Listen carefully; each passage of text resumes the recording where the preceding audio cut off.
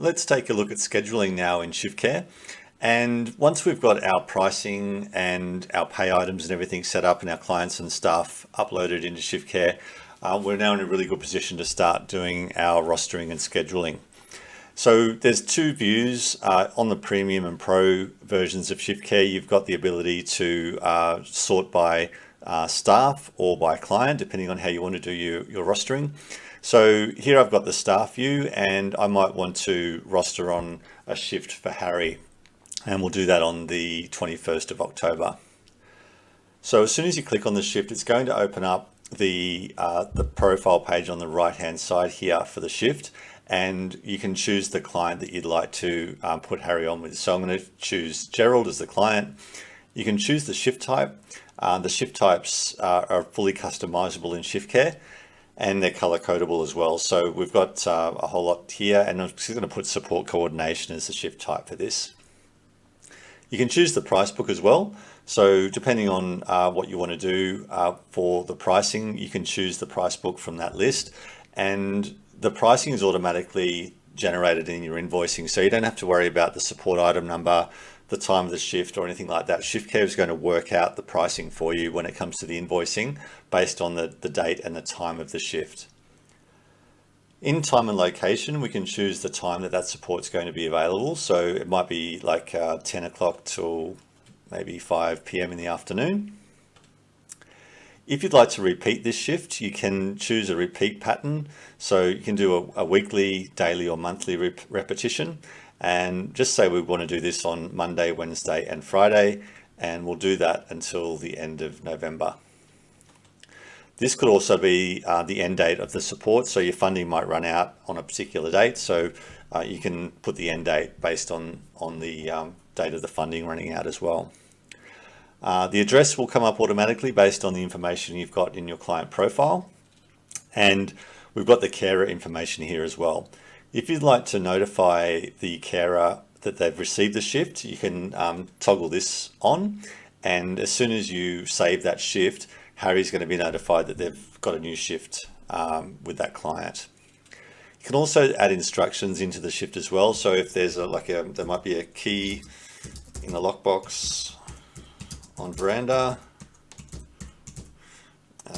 code 1234. So you can add the instruction on there. That will appear on the staff member's mobile app.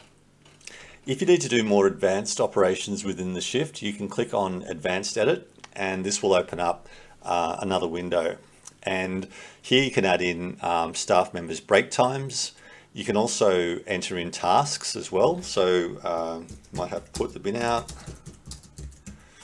This task might be mandatory. If that is marked as mandatory, the staff member has to mark that off on their mobile app as completed, otherwise they won't be able to clock out of their shift. So you can add as many of those tasks in as you like. Clean kitchen, for example. That might not be mandatory. So you can add a combination of mandatory and non-mandatory tasks into the shift as well. Back on the left-hand side here, we've got our recurrence pattern as I showed you before. And down the bottom, we've got the shift information as well.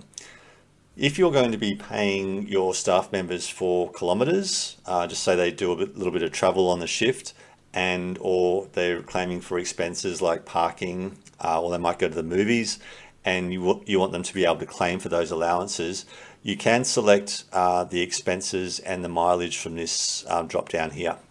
So what that will do is it will allow you to pay your staff for mileage and expenses. So if they claim for a certain amount of mileage on their mobile app, that information is going to go through to the timesheet only if the allowances are attached to the shift. If your staff members enter the kilometers and mileage, kilometers or program costs such as expenses into the shift, they will appear here as well. You can also enter a predetermined amount. So if you know it's 50 kilometers, you can pre-enter that into the shift. Same goes for parking or movie tickets. You might give them $100 to spend. So if the staff member is claiming back that $100, you need to put that as an expense and a mileage on here as well. So that means that the staff member is going to be paid for the 50 kilometers and they're going to be paid for the $100 for expenses. It also means that the client's going to be charged those two amounts as well. Just say that you gave your staff member $100 out of petty cash. You would still put the $100 in here because it's an expense that you want to bill the client, but you would then remove the expense from the allowance. That way the staff member won't be paid again when it comes time to doing the timesheets. So they'll still be paid for the mileage, but they won't be paid for the program cost of the $100. I'm just going to scroll back up to the top here now. So this is quite a long shift. It goes for 8 hours. So in that 8 hours, you might not want supports and employment for that entire period of time. If that's the case, we can split the shift as well. So when we split the shift, that will allow us to charge for an amount, say from 10 to 1:30, supports and employment, and then 1:30 to 5, we might have another price book that you want to use. So during that shift time, Shiftcare will work out exactly what the prices are for those time periods and invoice the client for those price books and pricing arrangements based on the split shifts that you've done. So you can create as many split shifts as you like.